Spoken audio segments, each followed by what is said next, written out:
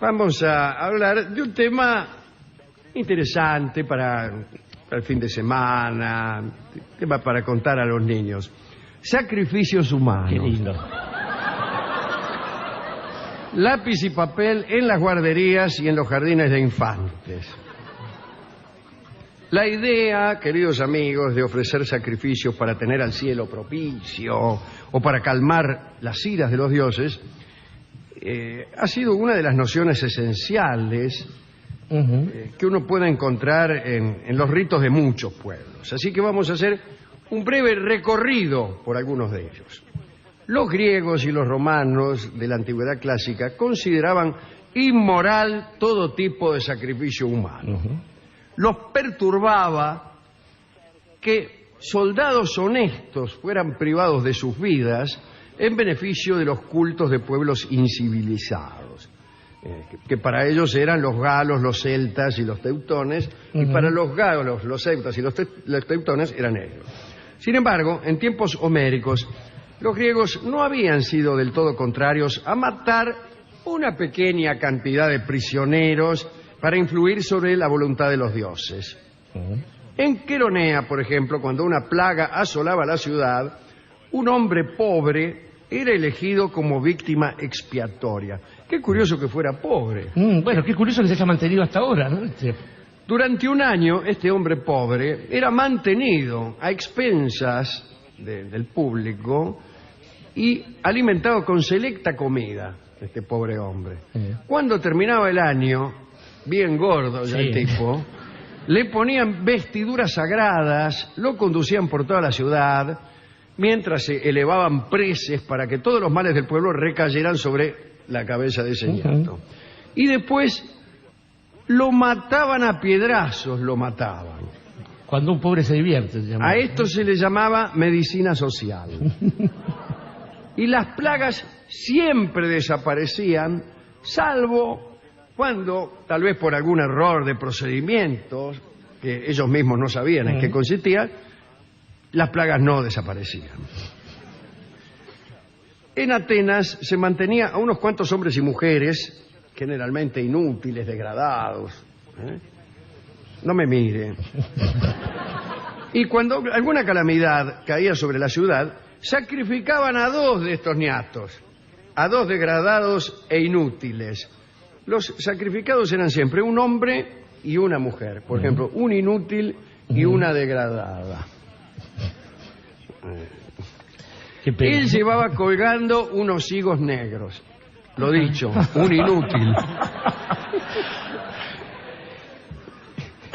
Y ella unos higos blancos. Claro. Se lo he dicho. Está bien claro. Una degradada. Sin embargo, es mucho mejor, él llevaba colgando unos higos negros. Sí. Parece el comienzo de un poema. Sí, que no sabemos cómo sigue. ¿Cómo que no? Sí, ¿cómo no sabemos cómo sigue? Él llevaba colgando unos higos negros. El sol estallaba en Argel. Ella llevaba en cambio un par de higos blancos. El sol estallaba en Argel. Alguien dijo: ¿quién es aquel hombre del que cuelgan unos higos? El sol estallaba en Argel.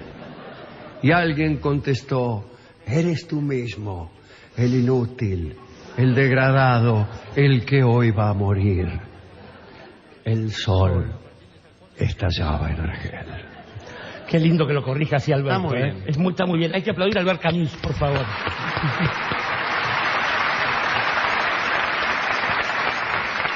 Bueno, a estos dos también, a la mujer y al hombre, lo mataban, igual que en Queronea, por lapidación, de piedrazos. En Leucadia, que era una isla, existía un lugar conocido como Salto de los Amantes. Estaba ubicado en la punta más meridional de aquella tierra. Los leucadianos acostumbraban a lanzar anualmente un criminal al mar como víctima expiatoria. Para frenar la caída, que de todos modos se producía, ¿no? Para frenar la caída le ataban aves vivas y plumas al tipo que tiraba con un peñasco. Eso me parece una idea bastante razonable. Si el tipo era rápido, aprendía a volar y zafaba, claro. Claro. De todos modos, no solo tenían conceptos extraños acerca de los dioses y de la manera de calmar sus iras, sino también de la forma de sostenerse en el aire, ¿no? Pero la idea de atar aves a una persona y tirarla al vacío, pensando que a lo mejor se va a sostener, está bien. Me parece más creíble que la aviación después de Si todo. usted me ¿no? mira con cierta duda, sí, a mí me parece mucho más creíble que Eso la que la aviación. aviación. Escuchen, algo más Si yo pesado no que el hubiera aire. oído hablar nunca del avión Sí. y me dijeran, te vamos a tirar de 3.000 metros de altura, ¿qué querés?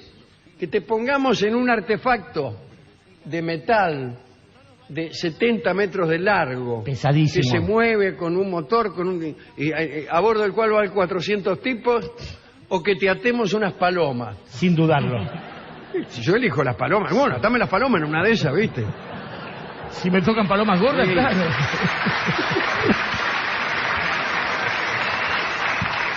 Elegime las gorditas, claro. Bueno, se caían de todos modos, Sí. voy a decir, porque la gente está como ansiosa. Sí. No lo hagan en casa, chicos.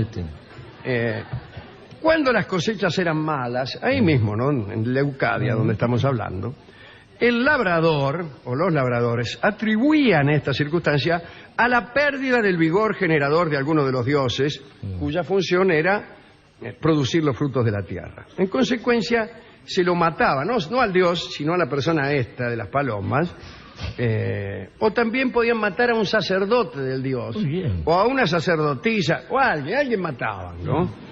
Para que el dios pudiera, después de muerto, renacer y recobrar vigor juvenil en las energías naturales estancadas. Esto en lo que se refiere a la agronomía. Ahora hay una facultad en la Sí. Argentina y en la calle Chorroarín donde enseñan otras técnicas distintas. Me imagino, no creo que asesinen a un señor Bueno, depende del año, pero para mejorar, por ejemplo, el rendimiento de un campo en azul. depende del año. Dice, mire, bueno, espero que no. ¿Hay algún estudiante de agronomía acá en la sala? No. Sí. Bueno, hay que preguntarle si siguen todavía matando señores para... Me hacen que sí. No, que los mataron a todos ya. Para abonar. En la antigua Roma, en determinados días, arrojaban al Tíber, al Tevere, al río, algunos hombres o mujeres, también para conjurar las calamidades. Sin embargo, con el tiempo las matanzas terminaron y se dispusieron unos actos simbólicos que consistían en ofrecer muñecas de lana o de junco, llamadas argei, que eran arrojadas al río en épocas de los idus de mayo. Gibón, nuestro querido Gibón, cuenta que los soldados romanos se acobardaban durante los primeros encuentros bélicos con los celtas. Esto es nuestro orden de cosas. No los conocían a los celtas.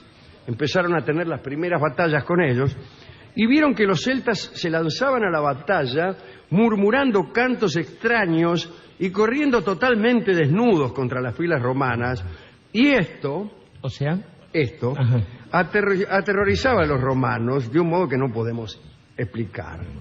Sin embargo, parece que lo que más perturbaba a los hombres de Roma era que los guerreros celtas muchas veces se llevaban a los romanos que podían capturar para someterlos a unos sacrificios espantosos.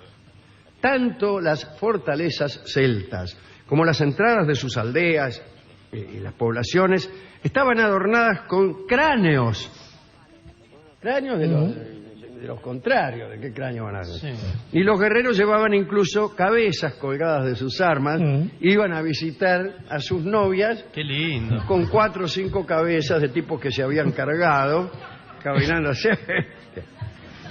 Cuando no eran tiempos de batalla, a veces las colgaban de las vigas de sus casas, y estos cráneos se obtenían de 2 formas diferentes: durante las guerras y durante los sacrificios. Bueno, durante las guerras. Digamos que cortaban las cabezas de los muertos y también las de los prisioneros de guerra que pasaban a ser muertos también. Sí, al mismo bando. Bueno, los celtas también quemaban a las personas y con ese fin tejían unas primorosas cintas de mimbre del tamaño adecuado, metían al tipo adentro y después le prendían fuego. También, no me acuerdo si era para ganarse la voluntad de los dioses o por pura maldad. Quizá la forma más persistente de sacrificio humano haya sido la matanza de esposas, criados y guardias durante los funerales de reyes y emperadores, particularmente en la India. Los escitas también mataban a todos los cocineros. Se moría, por ejemplo, un rey o un príncipe y mataban a todos los cocineros y lo mandaban, lo ponían ahí ya muerto junto al rey o el príncipe para que en el otro mundo pudieran seguir cocinándole manjares. También mataban a los cuidadores de caballos y a los mayordomos reales del monarca muerto. Incluso, hay que decir, mataban a los mejores caballos. ¿Para qué? Para que la muerte de los cuidadores de caballos no fuera en vano. Imagínense, si el rey pasa al otro mundo sin caballos, ¿qué sentido tiene que lo acompañe un cuidador de caballos? Sí.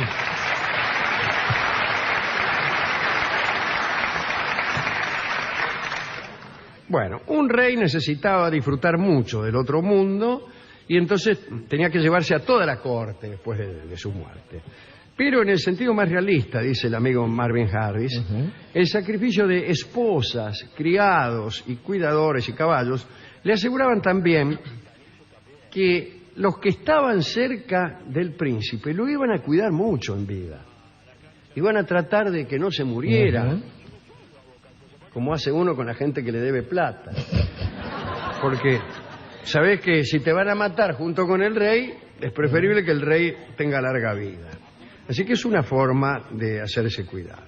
Digamos, para terminar, que es probable que los chinos, durante la última parte del segundo milenio antes de Cristo, practicaran los sacrificios de servidores reales más numerosos del mundo. Miles de personas eran condenadas a muerte en cada funeral real. Esta práctica, junto con el sacrificio de prisioneros de guerra, fue prohibida allá por el año 500 antes de Cristo. Ya durante la dinastía Qing, que es la de Xi Huangdi, recuerda, el protagonista de La muralla y los libros, aquel bello artículo de Borges. Bueno, ya en tiempo de Xi Huangdi, las figuras de cerámica sustituyeron a las personas. En esta tumba de la que se hable tanto ahora, todavía la están liberando. Hay como 6.000 estatuas de terracota representando soldados y caballos que fueron enterradas en una especie de sala subterránea del tamaño de una cancha de fútbol, ahí cerca mismo del sepulcro de Xi Huangdi. Eran acompañantes simbólicos. Bueno, si es que por ahí en el otro mundo las imágenes de terracota no cobran vida, ¿quién se lo dice? No lo sé. Los cuidadores de caballo, o mejor todavía los cuidadores de caballo de terracota, a lo mejor en el otro mundo sirven para algo, en este no. Realmente un cuidador de caballos de terracota en este mundo es una cosa bastante inútil. Los caballos se le escapan todo el tiempo. O se le derriten. Sin que el cuidador dé cuenta a la comisaría de la falta de los equinos fugitivos. Lo mismo sucede con los cocineros de terracota, ¿no? Para no hablar de las esposas de terracota, bueno, no crea. cuyo amor es menos que mediocre. Bueno, ¿a quién dedicar este tremendo y espantoso recuerdo de los sacrificios humanos? Yo me adelantaría a decir que a los sacrificados, ¿no? Aquellos que tuvieron que pagar con su vida una supuesta mejora en la suerte general. Sí. Pero lo peor del caso es que la suerte general no mejoraba y uno se moría en vano. Claro, uno nunca se enteraba si la suerte general eso es lo mejoraba. peor, vos te morías y ni siquiera te enterabas. O quizás es lo mejor, porque uno siempre va a tener la ilusión, digamos, de que sirvió para algo su sacrificio, no el suyo, sino el de esa persona. Se dice por ahí, Alejandro, que en algún momento algunos pueblos originarios de América, en el caso de los mexicanos, ¿no?, tanto mayas como aztecas, vieron la llegada del cristianismo como una bendición en la medida en que todo el tiempo esos dioses le pedían a ellos que sacrificaran, justamente a otros seres humanos, mientras que este dios que le traían los europeos sacrificaba a su propio hijo para redimirlos. Hasta que se dieron cuenta que el cristianismo después iba a hacer lo mismo con ellos y con los hijos y con todos los demás, sin pedirle permiso a ningún padre. Pero digo acá una cosa, si me permite agregar, que tiene su interés. Cuando empezamos a reemplazar las personas por muñecos, y entonces el sacrificio es alegórico, empezamos a temer también que la mejora de nuestra suerte también sea alegórica, porque los dioses son así de canallas. Claro. Dice, así que me pones cocineros alegóricos. Bueno, yo te voy a mejorar la suerte de un modo alegórico. Por ejemplo, la novia que se te fue vuelve de un modo metafórico. La plata que nos robaron vuelve también alegóricamente. Bueno, aquí estamos muy acostumbrados a que nuestras ganancias sean metafóricas y nuestras pérdidas contantes y sonantes.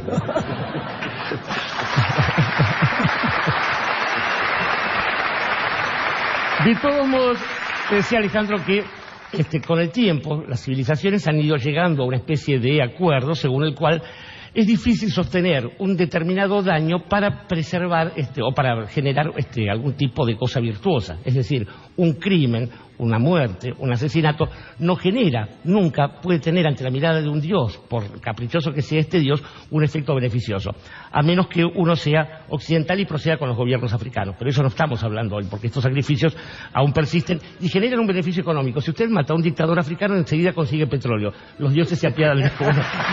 Pero digamos que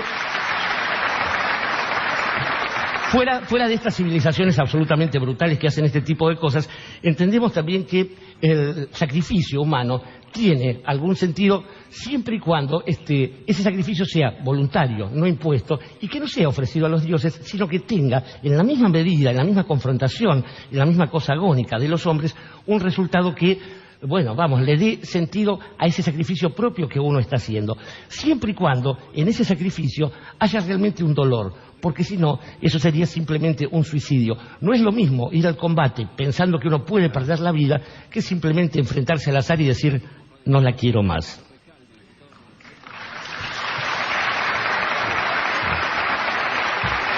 Y no la quiero más es una canción de Alberto Mastra, un ilustre compositor oriental, que vamos a escuchar ahora mismo en la voz de Edmundo Rivera.